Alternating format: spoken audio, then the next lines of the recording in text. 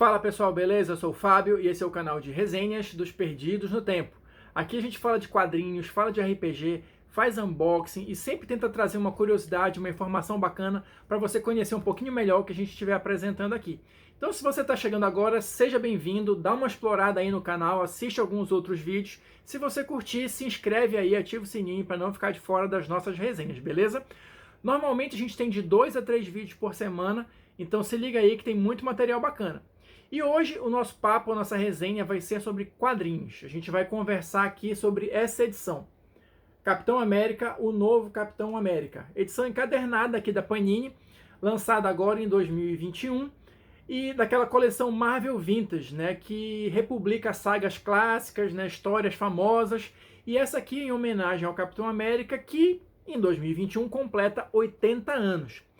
E se você é fã do personagem, não deixa de conferir, vou deixar aqui o card, os nossos programas especiais lá do canal do Dois Perdidos no Tempo sobre os 80 anos do Capitão América, né? Passando por todas as décadas desde a criação do personagem e comentando várias coisas interessantes, histórias legais, as principais histórias desse período, inclusive algumas coisas sobre essa história aqui também. Mas vamos lá, vamos seguir em frente que tem muita curiosidade bacana para comentar sobre isso aqui. Bom, essas histórias elas foram lançadas originalmente em 1988, tá? E elas foram escritas pelo Mark Gruenwald, que é uma das lendas dos quadrinhos. Ele foi editor, né, da Marvel durante muito tempo, editor do Capitão América, e depois ele mudou para ser o escritor, né, das histórias. Ele passou 10 anos à frente da revista do Capitão, introduziu muitos personagens novos e fez muitas reviravoltas no personagem, né? Inclusive essas histórias que a gente vai comentar aqui, né? Nesse período, que inclusive foi um período revisitado, homenageado de alguma forma na série do Falcão e o Soldado Invernal, a gente vai ver uma outra pessoa, um outro personagem assumir a identidade do Capitão América no lugar do Steve Rogers, tá? Então, basicamente, essa é a trama desse encadernado. Deixa eu mostrar aqui um pouquinho para vocês. Por isso que ele se chama o novo Capitão América, né? Então aqui a gente vai ter o novo Capitão e o Lemar Hoskins, né? O Estrela Negra, aqui ainda com o uniforme do Bucky, né? Que são justamente os personagens que a gente viu na série da Marvel. Mas só para contextualizar um pouquinho, como é que começa essa história toda? Bom, anteriormente ao que é mostrado aqui nesse encadernado, o Steve Rogers recebe uma bolada do exército americano que representa todo o dinheiro do salário dele atrasado desde 1941. Né? Então ele pega essa grana toda e monta uma rede de computadores, uma rede de informação para atender todo o país, para que as pessoas possam entrar em contato com ele e pedir ajuda. Tá? Isso não é mostrado nessa edição, tá? Mas por que eu estou falando disso? A partir daí, o governo dos Estados Unidos se tocou de uma coisa. Pô, se a gente pagou todos esses salários atrasados, esse cara trabalha pra gente ainda, né? Ele é nosso funcionário, ele é nosso servidor. Então, o Capitão América vai perder, entre aspas, um pouco da sua independência de fazer o que ele bem entende e vai seguir aqui a nossa cartilha, né? Vai rezar aqui na nossa cartilha a partir de agora. Então, eles convocam o Steve Rogers e dão a real pra ele. Ó, Steve, o negócio é o seguinte, a partir de agora, né, vamos seguir aqui nessa linha. Claro que ele não quis perder essa independência dele, né? Tem aquele negócio todo que a história mostra, ele passa um tempo ali pensando, refletindo sobre o assunto, mas no final das contas, ele vai lá e diz, olha, quer saber de uma coisa? Tá aqui, realmente vocês criaram o escudo, vocês criaram o uniforme, o nome, Capitão América, então tá aqui, olha, tô devolvendo tudo para vocês e vou seguir minha vida, mas eu não vou ser capacho de vocês, né? E assim, isso é a primeira história, tá? Do encadernado. E assim começa a nossa trama. Obviamente, o lugar de Capitão América não podia ficar vago. Então a gente já tem aqui, olha, quem seria o próximo Capitão América. O governo dos Estados Unidos, então, vai procurar um substituto para o Steve Rogers. Né? E aqui, entre vários personagens considerados, só para citar alguns aqui, a gente vai ter o Nômade. Se você não sabe quem é o Nômade, dá uma conferida lá nos nossos vídeos. Nick Fury. E aqui interessante, olha, o próprio Sam Wilson, o Falcão, deixa eu tentar aproximar aqui para vocês, ele é considerado mas o servidor lá diz, olha, eu acho que a América ainda não está preparada para um Capitão América negro.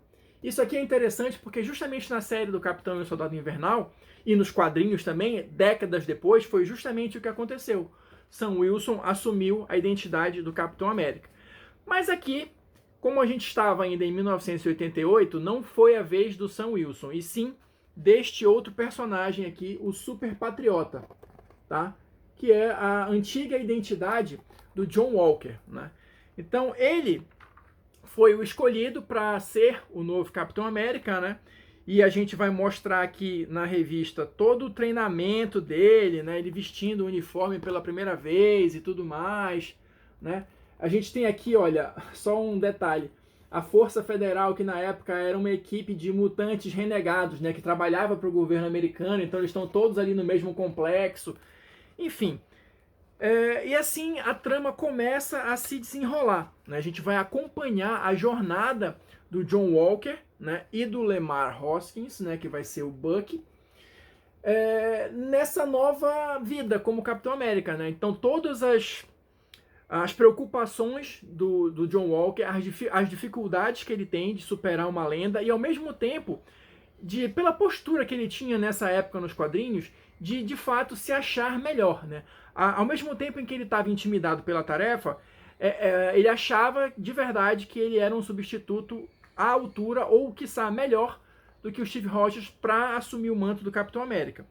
Mas, em paralelo a isso, a gente vai acompanhar o Steve Rogers, né? Ele sai aí pelo país, né, viajando numa van e tal, tentando se reconectar com o que ele acredita que seja o verdadeiro espírito americano, deixa a barba crescer aqui e tudo, pererê, parará.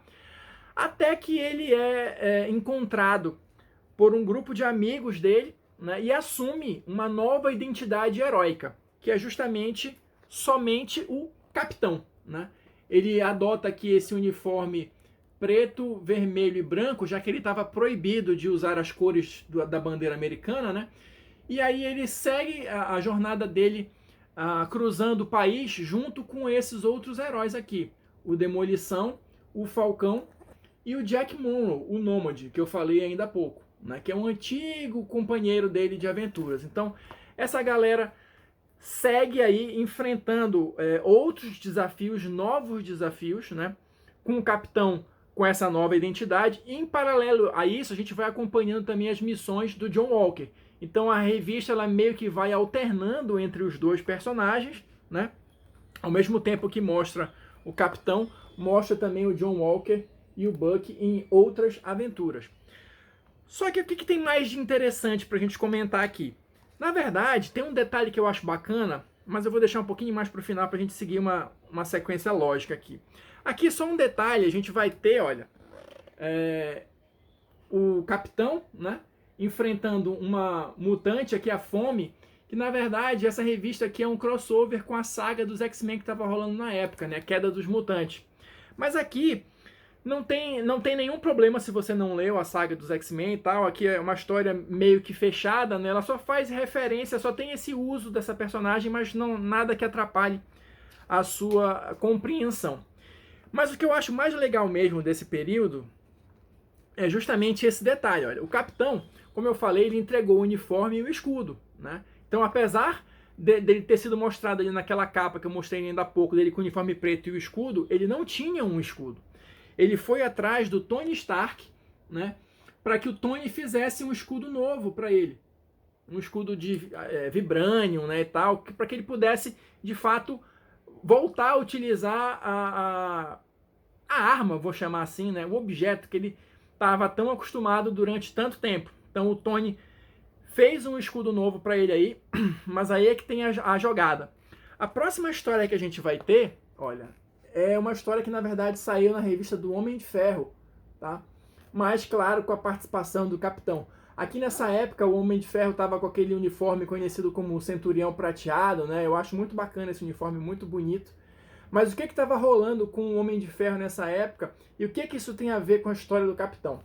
Bom, o Tony Stark ele tinha descoberto que uma parte da tecnologia da armadura dele tinha vazado, ou seja, várias outras pessoas, sejam heróis, sejam vilões, usavam partes da tecnologia dele em armamentos e armaduras. Então ele saiu por aí eliminando essa tecnologia para que ela não fosse, não caísse em uso geral e não fosse mal utilizada, né? Essas histórias do Homem de Ferro, elas são conhecidas como a Guerra das Armaduras, Guerra das Armaduras 1, tá? Porque alguns anos depois teve uma Guerra das Armaduras 2, mas essa aqui foi a original, que é mais bacana, inclusive. E onde é que isso se encaixa com a questão do Capitão? Quando o Tony Stark faz o escudo novo aqui pro Steve Rogers, né, ele já meio que estava tentando amansar a fera ali, porque ele sabia que o próximo passo dele seria desativar as armaduras dos protetores da gruta, né? Salvo engano, chamados Guardiões, que é uma prisão do governo americano. Então, pô, o Rogers vai chiar com isso aí. Então, vou fazer esse escudo aqui, vou dar esse agrado ali, aquele famoso morde e assopra. Porque quem sabe, assim, ele não vai ficar tão pé da vida quando ele descobrir o que eu vou fazer. Só que, obviamente, o capitão descobre, né? E acaba interceptando o Steve Rogers, o Tony Stark, né, no meio do caminho, e eles vão se confrontar, né? Quando o Stark está invadindo lá a gruta para desativar as armaduras dos Guardiões aqui, o Steve Rogers aparece, né? E aí eles vão ter aquele clássico embate. Só que qual é o detalhe aí? E por que eu acho que isso tudo faz diferença? Tem um problema aqui com o Guardião. O Stark tinha soltado um gás lá e tal, e o suprimento de ar da armadura tinha acabado, então o Rogers para o combate para ir salvar o cara. Só que o Stark se aproveita aqui, olha, e dá um choque no capitão. Um choque que não desacorda, só paralisa. Só que olha só, o capitão fica de olho aqui, enquanto o Stark se aproxima e inutiliza a última armadura que faltava, né, na gruta para que ele faça isso. Só que o detalhe, e eu vou pedir licença para ler só um pedacinho aqui, porque eu acho que isso faz muita diferença na história dos dois personagens, né? Eles estão, o capitão está olhando aqui, né, para o Stark fazer a onda dele, e aqui diz: nada se diz e nem é preciso, pois ambos sabem que um antigo laço de amizade se rompeu hoje. Algo tão profundo quanto os seus pensamentos. Um elo precioso, que talvez jamais se restabeleça. Então isso, para os dois personagens, para o Stark e para o Rogers, eu acho que é muito forte, né? E assim, isso não foi, na minha humilde opinião, devidamente explorado em histórias subsequentes. Mas se a gente quiser pensar em retrospecto, será que a desavença deles na Guerra Civil, será que aqueles personagens não se lembraram desse momento aqui naquele período? Porque até onde eu lembro de ter lido, esse foi o primeiro ponto de rompimento entre o Steve Rogers e o Tony Stark, né? Que anos depois pode ter sido ali um ingrediente secreto, sei lá, da Guerra Civil também, né? Um perdeu a confiança no outro neste exato momento. E eu acho que a maneira como isso foi retratado na história ficou muito bacana, ficou muito interessante, né? Olha só, aqui depois a gente volta para uma história do Capitão América, né, que vai fazer uma recapitulação desse momento.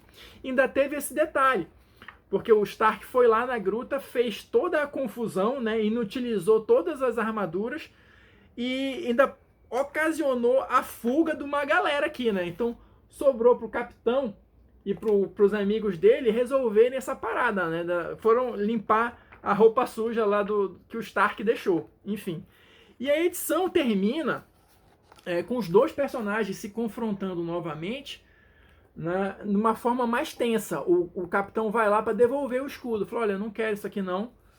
Eu sei agora que eu estou entendendo tudo que aconteceu, eu não preciso desse escudo.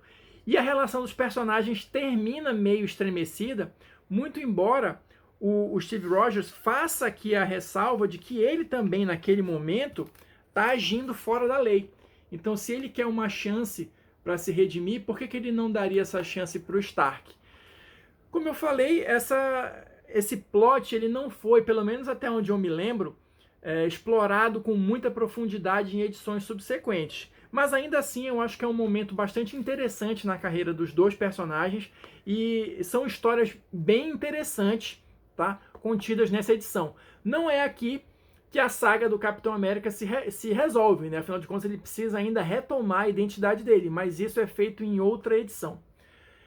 A nossa dica de hoje foi essa, eu vou ficando por aqui, espero que vocês tenham curtido. Deixe aí o seu like, o seu dislike, o seu comentário, a sua sugestão.